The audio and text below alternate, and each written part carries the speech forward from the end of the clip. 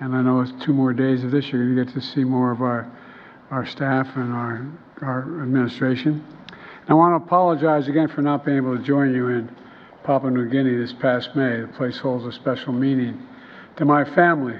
I want to thank the Prime Minister for his incredible gift, a small piece of an A-20 aircraft that during World War II, my mother's number 2 brother, Ambrose Finnegan, number 3 brother, I should say, my uncle was in the Army Air Corps, and he flew many missions in that A-20 across the Pacific. In 1944, during one of those missions, his plane crashed off the coast of Papua New Guinea. And like so many soldiers who served freedom's cause during that time, my uncle's remains were never recovered, never found. But his sacrifice was always remembered, including when General MacArthur, who sent my family a condolence letter, wrote, and I quote, "He died serving in a crusade from which a better world for all will come." A better world for all will come. My friends, that's why our nations come together here today. That's why they came together in World War II and why we are today. And that's why we're going to, because our objective is to build a better world. One of the great opportunities for security, prosperity, and dignity for all our people, no matter where they live. That starts by building a stronger partnerships with each other.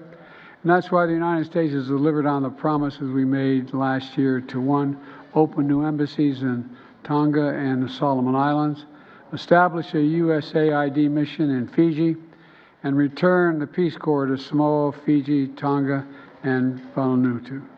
And that's why we've signed a new economic agreement and with Micronesia and Palau, aiming to do the same for the Marshall Islands as well. And that's why the United States is formally establishing diplomatic relations with the Cook Islands. And the real reason is we're both from Baltimore.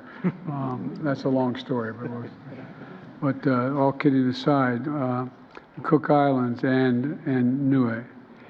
Additionally, as the White House honors the National Asian Americans and Native American Pacific Islanders Serving Institutions Week, for the first time, I'm proud to announce that we are going to double the number of academic exchanges for Pacific Island students beginning this year. We're going to double it. All these steps are going to help build a strong foundation from which we can tackle the challenges that matter most to our people's lives. And key among them is climate change. I want you to know I hear you. The people of the United States and around the world hear you. We hear your warnings of a rising sea and what they pose an existential threat to your nations. We hear your calls for reassurance that you never, never, never will lose your statehood or membership of the UN as a result of a climate crisis. Today, the United States is making it clear that this is our position as well. And alongside our partners, the Blue Pacific, we're increasing our climate assistance, including more than $20 million for new investments to prepare for climate and natural hazards. Second point I'd like to make is economic development. Strong growth begins with a strong infrastructure. So today I'm pleased to announce we're working with Congress to invest $40 billion in our Pacific Islands Infrastructure Initiative. We call it the PI anyways. It doesn't matter what we call it, but that's what it is. I was going to get back to acronyms, and I'm going to withstand not doing that. Including investments in digital connectivity through the Partnership for Global Infrastructure Investment. We're also working to launch a new microfinance facility in the Pacific to expand access to finances for small business. We realize how difficult that is and how important it is. And we have signed a new 10-year, $600 million agreement to support the sustainable development of the Pacific Island fisheries, as I pledged to you last year. Finally, I want to talk about security. The United States is committed to ensuring the Indo-Pacific region that is free, open, prosperous, and secure. We're committed to working with all the nations around this table to achieve that goal. So this year, we shall send the first U.S. Coast Guard vessel solely dedicated to collaborate and train with Pacific Island nations.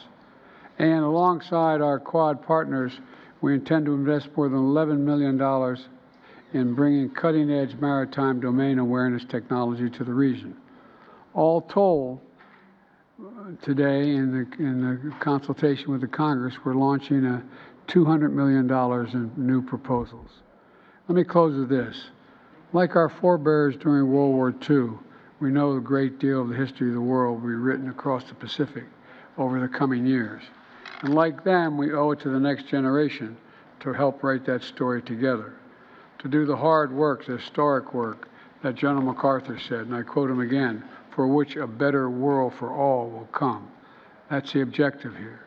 So today, let's recommit to that goal, and let's recommit to each other, because with the past as our proof, we're stronger and the world is safer when we stand together. So thank you very much. And I think I'm now turning this over to the Cook Islands, or am I turning it to you? Thank you, sir. Mr. Prime Minister, the floor is yours. Thank you. Thank you very much, President Biden, honorable leaders, colleagues, ladies and gentlemen. Kia ora to you all. As we, the leaders of the United States and the Pacific Islands Forum, gather today to recommit our resolve to partnerships for prosperity, we are reminded of historical milestones that should inspire us to reach meaningful outcomes today. The United States is a country that's 247 years old. Our Pacific countries here celebrate 40, 50, and 60 years as independent nations from decolonization. Our own organization, the Pacific Islands Forum, is 52 years old this year. And as mentioned, today, the Cook Islands and Niue celebrate milestones of formal diplomatic relations with the United States, respectively. These milestones celebrate eras of change and demonstrate that with unshakable resolve and leadership, remarkable achievements are possible. In our discussions today, let us be empowered by the needs and aspirations of the people of the Pacific and the United States. We have an opportunity here, as the Pacific Islands Forum and as the United States, to develop our partnerships for prosperity. Excellencies, last year, the Pacific Island Forum leaders launched the 2050 strategy for the Blue Pacific continent.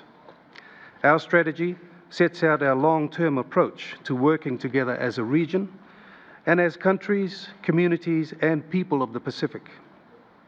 It frames our regional cooperation and broader actions around 7 key thematic areas which are designed and developed to support the achievements of our region. Our strategy also outlines how our international partners, including the United States, can partner with us to deliver partnerships for prosperity. In a few weeks, I will host the 52nd Pacific Island Forum Leaders meeting, where we will endorse the 2050 Strategy Implementation Plan, a plan by the Pacific and for the Pacific that will ensure the security and prosperity of all Pacific people to lead free, healthy, and productive lives. A plan that requires international partnerships to succeed and can serve as a cornerstone of our US-Pacific framework for future cooperation. We know this partnership is not only attainable, but also rests on 3 key pillars. Firstly, the successful implementation of our 2050 Strategy Implementation Plan. At its core, our plan identifies key regional collective actions under each of the 7 thematic areas that we believe will propel our development. For the Pacific, access to development and climate finance, which in the Pacific context is exactly the same thing, is the only way to achieve meaningful change at the grassroots level and at the national level. Let us remember that our people at home must feel connected to the decisions that we make here. Mr. President, our strategy calls for more engaged and effective partner coordination. I strongly encourage the US as a critical founding dialogue partner to actively engage at the highest level in the upcoming Forum Dialogue Partners meeting in Rarotonga this year. That engagement cannot be restricted to annual summits. It must be year-long efforts, working to an agreed plan of action and supported by requisite resources to deliver transformative actions on the ground. Secondly, the significance of global collaboration. Just last week, our nations actively engaged in the discussions at the 78th session of the UN General Assembly. Mr. President, you wisely stated that no nation can meet the challenges of today alone, that the world must recognize the need for more diverse leadership and capability, particularly from regions that have not always been included. Those narratives, Mr. President, were born in regions like ours. I therefore applaud the G7 and ASEAN chairs of Japan and Indonesia, respectively, for the opportunity afforded to me as the Pacific Islands Forum Chair to attend and speak at these important forums earlier this year. My attendance to the G7 and ASEAN Leaders Summit is Partnerships for Prosperity in action. It demonstrates a genuine commitment to not just talk, but to really hear our voices on the challenges we're confronted with, but more importantly, the solutions to those challenges and how and in what way international partners can support our region. Our gathering today is our joint commitment to elevating our efforts as the Pacific Forum and the United States. It follows our first summit a year ago in this very building, and our gathering in Papua New Guinea with Secretary Blinken. I cannot emphasize enough the centrality of the forum for U.S. forward engagement with the Pacific, and I wish to commend you, Mr. President, for your foresight and the significant elevation of engagements over the last year. And this brings me to the final pillar of security. This concept takes on various forms in the U.S., but for the Pacific, it represents the ability to provide our people with security, climate security, and economic security.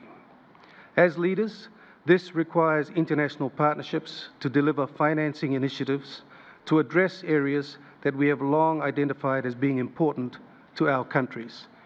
And I'm encouraged, Mr. President, with your opening comments in this regard.